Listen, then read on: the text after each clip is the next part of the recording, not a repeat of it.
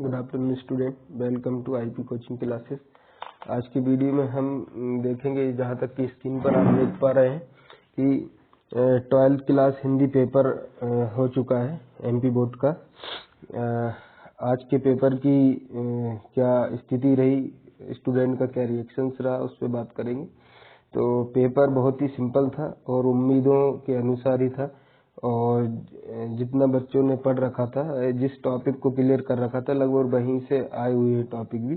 तो आइए देखते हैं। सबसे पहले अपन ऑब्जेक्टिव देखते हैं। जैसा कि फर्स्ट ऑब्जेक्टिव आपको दिखाई दे रहा है, चूरन बेचने वाला काम कौन करता था, ये फर्स्ट है। दूसरा, नाबा सौंदेलकर मास्टर कौन सा विषय पढ़ाते थे, मुझे भी किताब चाहिए, भारत में पहला छापा खाना, सगुण भक्ति धारा, जहाँ अर्थ से काव्य की शोभा बढ़ती हो।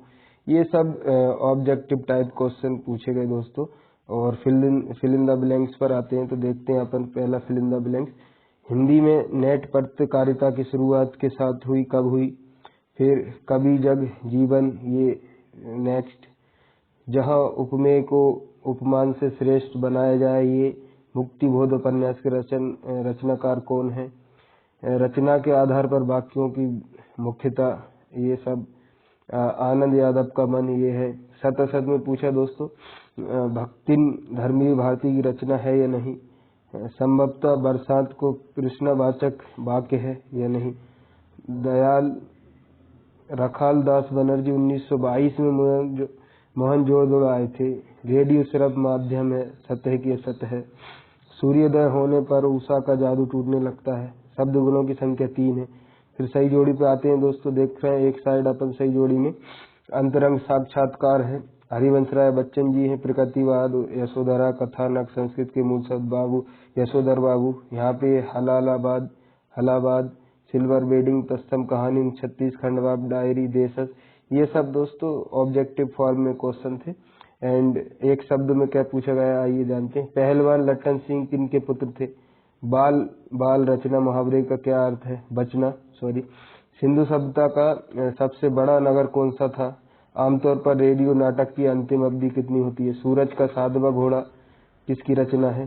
शांत रस के स्थायी भाव का नाम लिखिए। आलोक धनवा का एकमात्र काव्य संग्रह कौन सा है। ये तो दोस्तों ऑब्जेक्टिव टाइप की क्वेश्चंस की बात हो गई है। और अब हम चलते हैं क्वेश्चन फॉर्मेट में। उसमें आगे बढ़ने से पहले अगर आप चैनल पर नए तो सब्सक्राइब कीजिएगा और वीडियो को लाइक और शेयर भी कीजिएगा। आइए हम देखते हैं क्वेश्चन आंसर। इसमें ओनली मैं क्वेश्चन से इंट्रोड्यूस करा रहा हूँ आपको। नेक्स्ट वीडियोस जो रहेंगी वो प्रीवियस ईयर और करंट ईयर के क्वेश्चंस पेपर के सॉल्यूशन पर रहेंगी दोस्तों, एमपी बोर्ड और सीबीएसई क्वेश्चन पेपर्स। आइए चलते। किन्हीं दो महाकाव्यों के रचनाकारों के नाम। इसके अदबा में खंड का महाकाव्य मंत्र, कितना सिंपल है दोस्तों, ये तो आप लोग पढ़ते ही रहते हैं। सोड़ता संध का लक्षण, ये भी सिंपल है। वीर रस की परिभाषा, बिल्कुल सिंपल है दोस्तों, वीर रस की परिभाषा।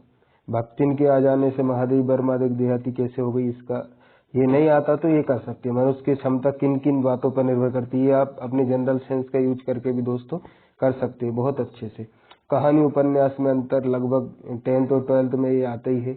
आत्मकथा जीवनी में अंतर, ये वीर रस वाला खंड का महाकाव्य, कहानी उपन्यास, आत्मकथा जीवनी। दोस्तों ये तो आप कुछ पढ़ा हो नहीं पढ़ा हो, बच्चे ये तो जरूर पढ़ ही लेते हैं और ये पेपर में आ भी गया है।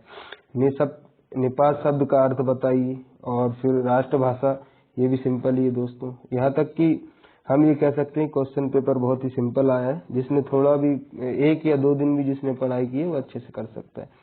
आइए नेक्स्ट क्वेश्चन पे चलते हैं। 11वें नंबर पे क्या है दोस्तों। निम्नलिखित वाक्यों को शुद्ध कीजिए। राम ने अयोध्या आ जाना, इसका क्या शुद्ध होगा, राम का अयोध्या आ जाना। फिर ललित एक फूलों की माला बाजार से लाई। ललित बॉयज है, गर्ल्स नहीं है दोस्तों, इसलिए लाई की जगह क्या होगा, लाया। ललित एक फूलों की माला बाजार से लाया। निर्देशानुसार वाक्य परिवर्तन क्या है, संयुक्त वाक्य, बालक रो रो कर चुप हो गया, या संयुक्त बालक रो रो कर चुप हो गए हैं। मयूर वन में नाचता है, संदेह, क्या मयूर वन में नाचता है। मोहनजोदड़ो की नगर विनियोजन की 2 विशेषताएं बताइए। अदबा में क्या है, सिल्वर बैंडिंग की पार्टी। यशोधर बाबू को सम एम्पायर लगने के बाद भी संतोषजनक रही, लिखिए इसके बारे में। फिर 13वां समाचार लेखन, सबसे लोकप्रिय शैली, हर कोई बता सकता है। तो मुद्रित माध्यम में लेखन, ये थोड़ा जिसने पढ़ा है वही लिख सकता है, लेकिन ऊपर वाला कर सकता है। 40 नंबर का दोस्तों, बच्चे किस आशा में नीरों से झांक रहे थे। भाषा की सहूलियत बरतने का अर्थ क्या है, ये कोई जनरल सेंस से लिख सकते। छायावाद की परिभाषा और कोई किन्हीं दो विशेषताएं, ये तो छायावाद सबने पढ़ा ही रखा। प्रयोगवाद के प्रवर्तक रघुवीर सहाय और फिराक गोरखाबादी की काव्यगत रचनाएं। रघुवीर सहाय हर कोई पढ़ लेता है और गोरखपुरी बात भी फिराक गोरखपुरी जी का भी आता है। लगभग हम कह सकते हैं कि ये जो तैयारी चल रही थी लगभग उसी के अनुरूप क्वेश्चन पेपर आया है। इसके अथवा में महादेवी वर्मा जी, हजारी प्रसाद द्विवेदी, ये दो नाम तो इतने प्रसिद्ध है कि बच्चों को ये याद ही रहता है दोस्तों।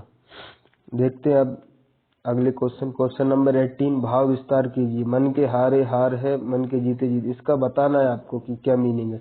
इसके अथवा मुहावरा और लोकोक्ति में अंतर लिखिए। दोस्तों आप आराम से मुहावरा लोकोक्ति में अंतर लिख सकते हैं और ऊपर वाला भी जनरल सेंस से आप कर सकते हैं।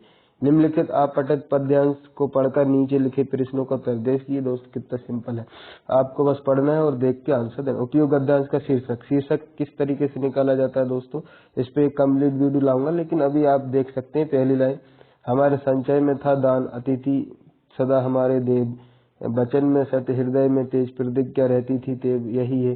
तो ये सब आप देख पा रहे हैं कि कितना अनुशासन की बात की जा रही है। अतिथि क्या हमारा हमेशा देव की बात की जा रही है, तो अतिथि देवो भव, ये सब।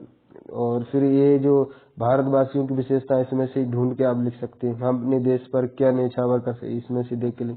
इसके अथवा में दोस्तों, भारत राष्ट्र में सौर भाव का अपना विशिष्ट स्थान, ये सब आप पठित गद्यांश तो कोई सा भी आ जाए दोस्तों, आप सॉल्व कर सकते हैं, इससे कोई बड़ा इशू नहीं। कठिन हो या डिफिकल्ट हो या सिंपल हो, इससे कोई इशू नहीं है। फिर संदर्भ प्रसंग सहित व्याख्या कीजिए। 20 ये लगभग उस पर डिपेंड करता है दोस्तों जिसने सिंसियरिटी के साथ चैप्टर कंप्लीट किए हो, उसको याद हो कि किस चैप्टर की लाइन है, किसने लिखी है, क्या है। ये 21 में भी संदर्भ प्रसंग व्याख्या है दोस्तों। फिर आइए अपन चलते हैं निम्नलिखित विषयों में से किसी एक पर निम्नलिखित। देखिए, राष्ट्र निर्माण में युवाओं की भूमिका, ये आपके सोचने की क्षमताओं को उजागर करता है। निम्न अगर आप सोच सकते हैं तो आज लिख सकते हैं। कंप्यूटर कोई भी लिख सकता है। अंतरिक्ष की ओर भारत के बढ़ते कदम, ये अभी अभी जो लॉन्च हुए हैं ज्यादा रॉकेट, उसकी वजह से आया है। विद्यार्थी जीवन में अनुशासन, आप अच्छे से लिख सकते हैं। या प्रदूषण तो फिर लिख ही देंगे, कुछ नहीं लिख पाए तो। नगर निगम के लिए आपको एप्लीकेशन लिखना है, जल आपूर्ति, जल की आपूर्ति नहीं हो रही, यानी कि वाटर सप्लाई के लिए। सिंपल है। अपने बड़े भाई शादी से लिए अपने मित्र को आमंत्रण। तो ये दोस्तों एक इंट्रोडक्शन था क्वेश्चंस का कि कैसे क्वेश्चन पूछे गए, और बहुत ही बेहतरीन क्वेश्चन पूछे गए जहाँ तक मुझे लग रहा है कि डिफिकल्ट नहीं है। कोई ने 1 या 2 दिन भी पढ़ाई की है तो आराम से कर सकता है इसको क्रैक। तो आज की वीडियो में इतना ही। Thank you so much. अगली वीडियो में मिलते हैं क्वेश्चन पेपर सॉल्यूशन के साथ। वीडियो छोड़ने से पहले सब्सक्राइब जरूर कीजिएगा चैनल, लाइक और शेयर भी कीजिएगा। धन्यवाद।